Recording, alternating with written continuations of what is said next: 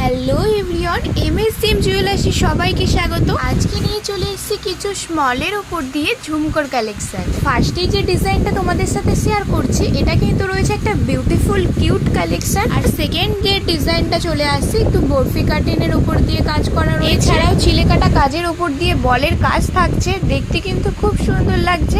আর এগুলোর ওয়েটগুলোও থাকছে একদম লাইট ওয়েটের মধ্যে। এছাড়াও বিভিন্ন ধরনের ডিজাইনের উপর দিয়ে রয়েছে বিউটিফুল কাজের উপর দিয়ে ইউনিক ডিজাইন রয়েছে।